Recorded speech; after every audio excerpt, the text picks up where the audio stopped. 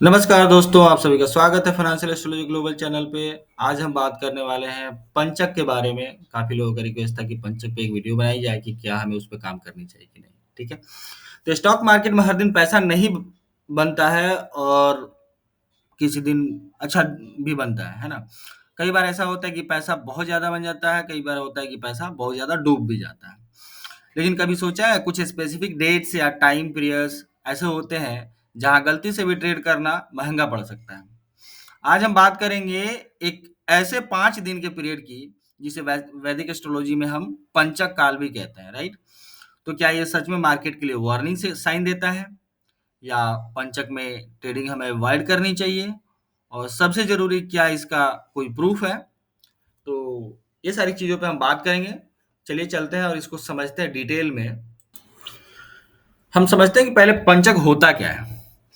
तो पंचक एक 5 दिन का ऐसा फेज है जब मून जो होता है, चंद्रदेव, धनिष्ठा से लेकर रेवती नक्षत्र तक ट्रांजिट करता है। यानी लास्ट 5 नक्षत्र जो होते हैं जोडियाक के, उसमें ट्रेवल कर रहा होता है, ट्रांजिट कर रहा होता है। तो ये पीरियड जो होता है एस्ट्रोलॉजिकली अशुभ माना जाता है। शुभ काम, घर का कंस्ट्रक्शन, सफर या नए काम की शुरुआत ऐसे सिचुएशन में अवॉइड कर दी जाती है। तो सवाल उठता है, ट्रेडिंग भी अवॉइड करना चाहिए या ट्रेडिंग करना चाहिए? ठीक है। मून का डायरेक्ट कनेक्शन होता है इमोशन से, और मार्केट में इमोशंस जो हमारे होते हैं वो वोलाटिलिटी को लेकर के आते हैं। जितना इमोशन हाई होता है मार्केट उतना वोलेटाइल होता है, इमोशन जितने कम होते हैं मार्केट उतने रेंज में चलते हैं, है ना? तो मून जब पिक्सेस के लास्ट डिग्रीज में होता है, स्पेशली रेवती नक्षत्र में जब होता है या एक्वेरियस के नक्षत्र में होता है, तो मार्केट में कंफ्यूजन होता है। डर या ओवर रिएक्शंस का पैटर्न दिखने लगता है ऐसे सिचुएशन पे, ठीक है? तो पंचक में ट्रेडर्स जो है इम्पल्सिव डिसीजन लेने लगते हैं और ओवर ट्रेड करने लगते हैं, पैनिक सेलिंग करने लगते हैं। काफ़ी घबराहट देखने को मिलती है जिससे मार्केट वोलेटाइल दिखने लगता है, ठीक है? तो अब इस चीज़ को कैसे समझा जाए?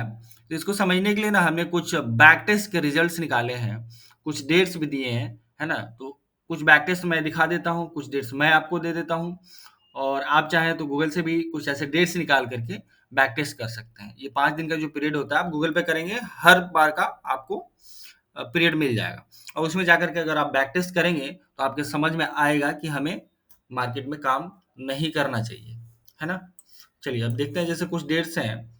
हमने एक डेट निकाला है 2022 का है, जो कि 25 फरवरी से लेकर के 1 मार्च तक का 5 दिन का डेट है, ठीक है? तो वो 25 फरवरी 2022 यही है।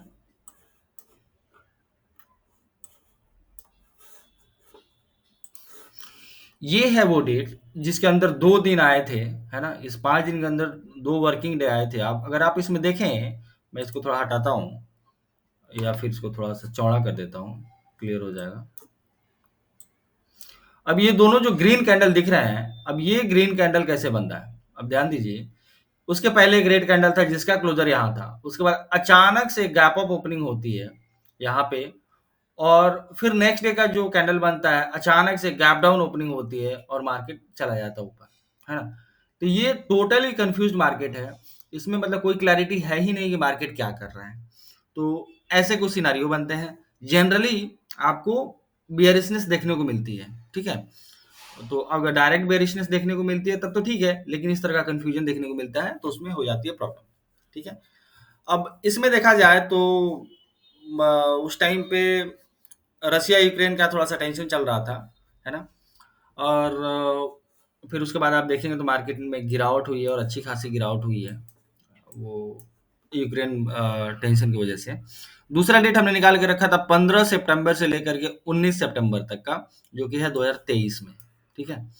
अब हम चलते हैं 2023 15 सितंबर, ये है, ये देखिए, ये है हमारा 15 सितंबर का दिन है। ये जो छोटा-सा ग्रीन कैंडल है 15 सितंबर का है। अब देखिए यहाँ पे कैंडल कैसे बनी है। उसके पहले एक छोटा-सा रेड कैंडल बना है, उसके बाद अचानक से गैप अप होती है। छोटा-सा रेड कैंडल ग्रीन बनता है, फिर अचानक से गैप डाउन होता है, छोटा-सा रेड कैंडल बनता है। इस 5 दिन के अंदर भी सिर्फ 2 ही दिन का वर्किंग डे आया था। इस सिचुएशन में भी अगर आप देखें तो मार्केट टोटल कन्फ्यूज़्ड है कि हमें काम करना चाहिए कि नहीं चाहिए। ठीक है? तो ओवरऑल कहने का मतलब ये है कि निफ्टी में अगर इस डेट पे अगर आप देखें तो निफ्टी ने एक लो बनाया, जहाँ पे वॉल्यूम्स भी थे और वोलेटाइल मूव्स भी था, क्योंकि पंचक एक्टिव था। तो ऐसे कई और एग्जांपल्स मिलते हैं जहाँ इस फेज में मार्केट ने पैनिक या रिवर्सल दिखाया है, टोटल कंफ्यूजन दिखाया है मार्केट ने, है ना? तो ऐसे सिचुएशन पे मार्केट को प्रिडिक्ट करना बहुत मुश्किल हो जाता है। तो हमें क्या करना चाहिए? पंचक के टाइम में हमें क्या करना चाहिए? हमें हेवी इंट्राडे लॉट से अवॉइड करना चाहिए। न्यू मतलब नए जो हम स्विंग पोजीशन बनाते हैं उसको अवॉइड कर देना चाहिए। स्टॉक डिलीवरी की अगर हम बात करें तो फ्राइडे को जब भी पंचक पंचक होता है उस वीक में, तो फ्राइडे को हमें डिलीवरी करा लेना चाहिए, मतलब मार्केट से एग्जिट कर जानी चाहिए। सैटरडे संडे का वेट नहीं करना चाहिए कि मंडे को क्या होगा, वो प्रिडिक्ट नहीं किया जा सकता है अगर पंचक का टाइम है तो। ठीक है? लॉन्ग टर्म इन्वेस्टिंग में हमें पोजीशन नहीं बनाना चाहिए। रिस्की ऑप्शन सेलिंग हमें नहीं करना चाहिए, अगर करते भी हैं तो प्रॉपर हेजिंग के साथ करें, बट वो रिकमेंडेड नहीं होता है ऐसे टाइम पे। ठीक है? तो अब सवाल आता है कि भाई पंचक के टाइम हमें करना क्या-क्या चाहिए, है ना? तो अगर हम करना चाहें, वैसे हमें करना कुछ नहीं चाहिए मार्केट में, लेकिन अगर करना चाहें, थोड़ा रिस्क लेना चाहें, तो छोटे से लॉट में हम स्कैल्पिंग कर सकते हैं, जो कि heavy stop loss, strong stop loss के साथ। चार्ट एनालिसिस एंड रिसर्च कर सकते हैं। पार्शियल बुकिंग कर सकते हैं अगर पहले से कोई पोजीशन चल रही है तो। अलर्ट्स हम सेट कर सकते हैं नेक्स्ट पंचक के लिए, रिसर्च करके कि कब पंचक आ रहा है।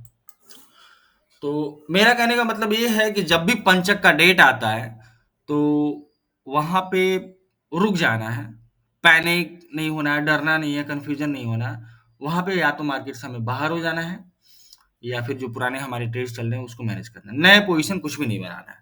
अगर हम ट्रेड में नहीं है तो 2 दिन के लिए शांत हो जाते हैं। उस 2 दिन ट्रेड नहीं करें, ज़्यादा सुरक्षित रहेंगे, क्योंकि रिस्क बहुत ज़्यादा हो जाता है। मैं ये नहीं कह रहा हूँ कि उसमें लॉस ही लॉस होगा, प्रॉफिट नहीं होगा। प्रॉफिट भी हो सकता है, लॉस भी हो सकता है, लेकिन उसमें रिस्क बहुत ज़्यादा होता है। ठीक है?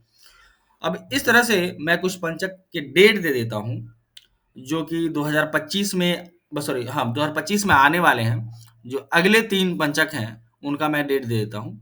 आप इस डेट्स को मार्क करके रखिए। पहले से आप इसको अलर्ट लगा के रखिए और देखिए कि होता क्या है इस डेट पे। ठीक है? तो वो डेट्स हैं आपके, ये हैं, स्क्रीन पे देखिए, मैं लिखता हूँ। ये 3 डेट्स हैं, अपकमिंग रिसेंट 3 डेट हैं। ठीक है? तो जब पंचक में मून कंजंक्शन हो और मार्स सैटर्न या राहु के साथ एक अपना कंजंक्शन बना रहा हो, तो फुल मून के आसपास जब भी हम हैं, तब वोलेटिलिटी और बढ़ जाती है। ठीक है? तो ये रह गया, हो गया हमारा पंचक का पूरा स्टोरी। और जब भी आप फाइनेंशियल एस्ट्रोलॉजी को, वैदिक एस्ट्रोलॉजी को ये टेक्निकल चार्ट के साथ कंबाइन करते हैं, तो ब्रेकआउट या ब्रेकडाउन जोन्स जो होते हैं, वो एक मैजिक बन जाते हैं, मतलब बहुत ही सॉलिड चीज़ आपको समझा देते हैं। ठीक है?